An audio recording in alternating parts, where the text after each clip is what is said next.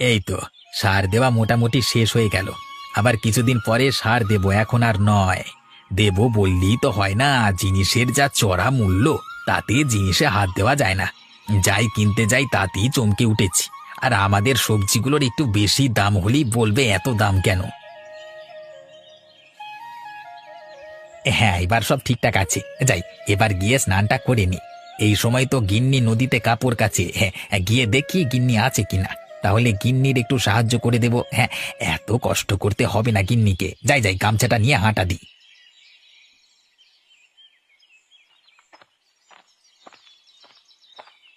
ওরে বাবা, এত ঠান্ডা ছিল না তো, হঠাৎই ঠান্ডা পড়ে গেল। একদিক থেকে ভালোই হয়েছে, ফসলগুলো ভালো রকমই ফলছে। আবার আরেক দিক থেকে খারাপও হলো। এই ঠান্ডায় বাড়ি থেকে বের হতেই ইচ্ছে করে না, কিন্তু শীতকালের উপকারিতা আছে, অনেক সময় ধরে কাজ করা যায়।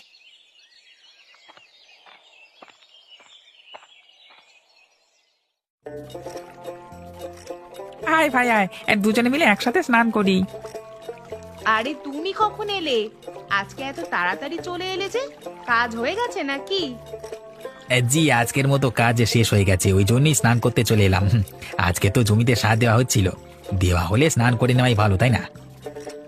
আচ্ছা ঠিক আছে। আজকে তোমার বন্ধু মধুর সাথে পরিচয় হলো। তুমি এনার কথাই বলতে খালি খালি। হ্যাঁ, তোমায় আমি এই কথাই বলতাম আর কি, কিন্তু তুমি তো দেখোনি, তাই হয়তো চিনতে পারোনি। তোমায় আর সাহায্য করতে হবে না, আমার কাজ শেষ হয়ে গেছে। এবার আমি বাড়ি যাব। হ্যাঁ, তোর তো স্ত্রী চিনতে পারিনি। হ্যাঁ, আমি পরিচয় দিলাম, তারপর চিনতে পারলো। হ্যাঁ, তোকে তো কোনোদিন দেখেনি, কি করি বা চিনবে, তাই না? আর তুমি চলো, এবার আমি একটু তোমাকে সাহায্য করে দিই। তোমায় আর সাহায্য করতে হবে না, আমার কাজ শেষ হয়ে গেছে। এবার আমি বাড়ি যাব। ও, হয়ে গেছে? তাহলে তুমি আস্তে আস্তে বাড়ি যাও, আমি স্নান করে যাচ্ছি। তারপর গিয়ে বসে বসে জমিয়ে গল্প করব। তোমাদের ওপারে কত সুখ, আর আমাদের দিকে দেখো, কত কষ্টে শিষ্টে কাজ করতে হয়। তাহলে কিছুদিন তুই আমাদের গ্রামে আমাদের কাজ কর, আর আমি তোমাদের গ্রামে তোর কাজ করি। হ্যাঁ, সবার যখন এত ইচ্ছে, একবার করে দেখা যাক, তাই না? হ্যাঁ, করলেও তো হয়, কিন্তু মোড়ল মশাই কি রাজি হবেন? আমাদের দুই গ্রামের মোড়ল মশাইয়ের বন্ধুত্ব সকলে জানে। তুইও বল, আমিও বলি, দেখবি ঠিকই হয়ে যাবে। একবার চেষ্টা করে তো দেখা যাক। আচ্ছা ঠিক আছে, আমার স্নান হয়ে গেছে, আমি যাই। হ্যাঁ, মোড়ল মশাইকে বলে দেখবো।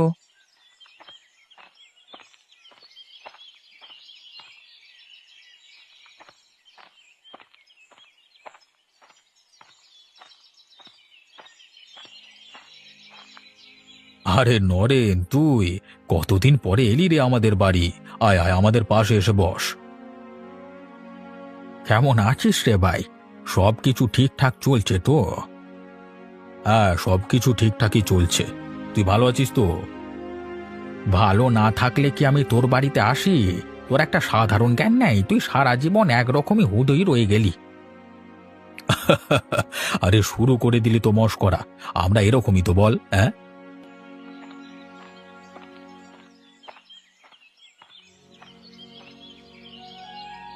আগে কর্তা বাবু, আমি ভেতরে আসতে পারি? হ্যাঁ, এসো এসো, কি বলবে বলো।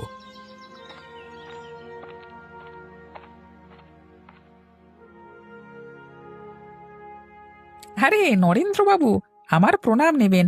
ভালোই হয়েছে দুজনে আছেন। কি বলতে এসেছো বলো। মাধাইপুর গ্রামে আমার এক বন্ধু দিলীপ সবজি চাষ করে। তা আমরা দুজনে মিলে ঠিক করেছি কিছুদিন দুজনে গ্রাম পরিবর্তন করব। দেখব কেমন অভিজ্ঞতা হয় আর কি। আপনারা কি আমাদের অনুমতি দেবেন? হ্যাঁ হ্যাঁ, আমার কোনো আপত্তি নেই। এগুলো তো ছোটখাটো ব্যাপার, কি হবে? তোমাদের ইচ্ছে হয়েছে করে নিশ্চয়ই তোমাদের মধ্যে তর্ক হয়েছে কার কাজ করা কম খাটাখাটনি, তাই তো? না হলে তো এরকম অভিজ্ঞতার কথা জানতে চাইবে না। আগে কর্তা বাবু, আপনি ঠিকই ধরেছেন।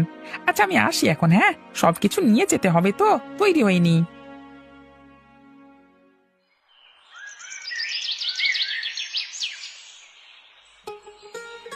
বন্ধু, তাহলে দেখ কেমন লাগে সবজি চাষ করে, কতটা সহজ মনে হয় দেখ। হ্যাঁ, সে তো অনুভব করবই। আর আগে তুইও দেখ ফুলের চাষ কতটা কষ্টের। আমাদের এই নদীর দুপারের গ্রামে শীত দু রকমের হয়, অর্থাৎ শীতে চাষবাস দু রকমের হয়। আচ্ছা আচ্ছা হয়েছে। এবার তো দুজনকে দুদিকে যেতে হবে। মধু, তুই আনন্দ কর আমার বাড়িতে আর আমি আনন্দ করি তোর বাড়িতে। একদম নিজের বাড়ি ভাববি। হ্যাঁ হ্যাঁ, আমি একদম নিজের বাড়ি ভাবি আর তুইও একদম নিজের বাড়ি ভাববি। হ্যাঁ, গিন্নি, সব জিনিসপত্র গুছিয়ে নিয়েছো তো? সাবধানে যা কেমন। 15 দিন পর দেখা হবে আবার, তখন অভিজ্ঞতাটা বলবি। একদম। এখন প্রবেশ করছি আমরা নতুন জগতে।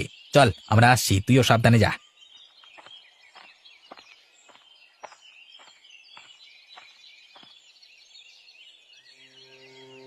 ওরে বাবা, এত পরিশ্রম জানলে আমি করতে আসতাম না। উফ বাপরে বাপ, আমি ভাবছিলাম সবজি চাষ সহজ, কিন্তু এখন দেখছি আমার পক্ষে ফুল চাষ করাই ভালো। অন্তত এত খাটাখাটনি তো করতে হতো না। এখানে যা পরিশ্রম করতে হচ্ছে বাপরে বাপ।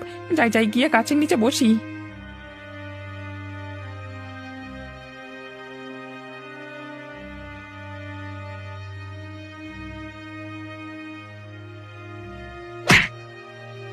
আচ্ছা, কে কে কে কোথায়? গাছের নিচে ঘুমিয়ে পড়েছিলাম, পাখিটা ফলটা ফেলে দিয়েছে রে। ঘুমিয়ে পড়লে হবে না, কাজ করতে হবে। কিছু করবার নেই, যেমন বলেছি সেরকম করতেই হবে। যাই যাই, উঠে মাঠে যাই। বন্ধু বলে কথা, কাজ না করলে খারাপ ভাববে। ওদিকে ওর কি অবস্থা কে জানে।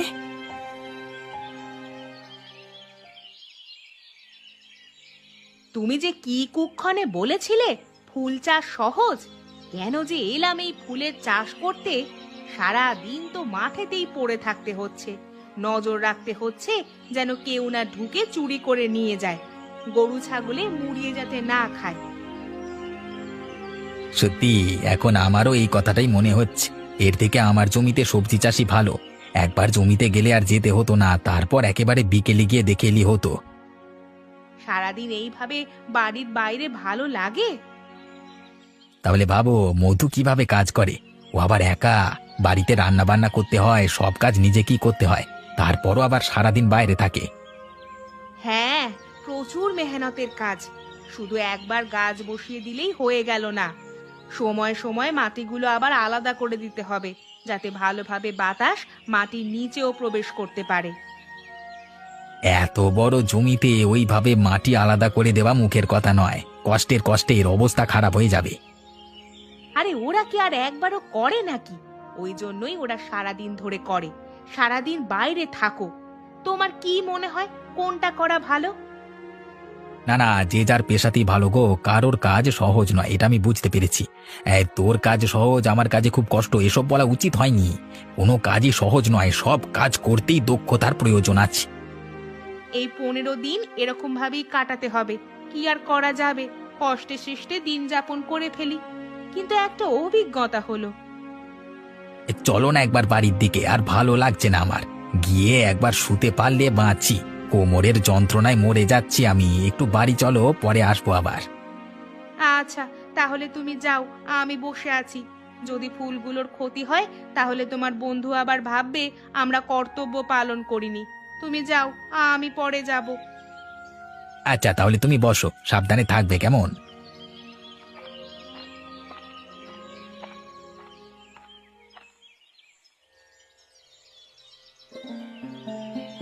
কি হে, তোমাদের অভিজ্ঞতার গল্প শুনি এবার, বলো একে একে।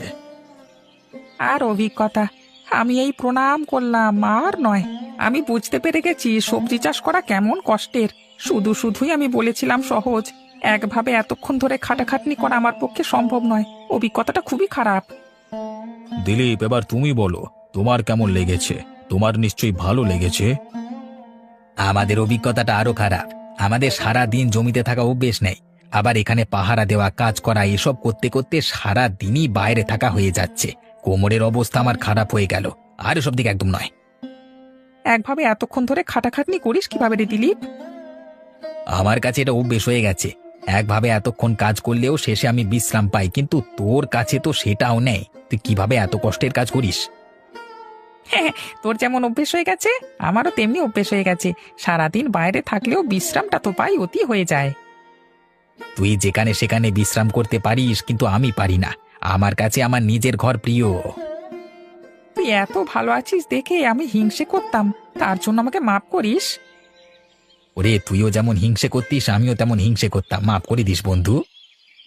বন্ধুদের কাছে মাপ চাইতে নেই, কিন্তু আজকের পর থেকে আমরা কেউ হিংসে করব না, সবার কাজ সমান কষ্টের। তাহলে এবার তোমরা যে যার বাড়িতে থাকবে তো, যে যার বাড়িতেই নিজের পেশায় মন দেবে তো। আগে কথা বাবু, এবার আমরা দুজনেই দুজনের কাজে ভালোভাবে মন দেব, হিংসে করব না। বন্ধু হওয়ার সত্ত্বেও মনে মনে হিংসা, এটা খুবই বিপজ্জনক। তোমাদের মধ্যে ঝামেলা মিটে গেছে, এটা খুব ভালো হয়েছে। সব শেষে শুভ সমাপ্তি।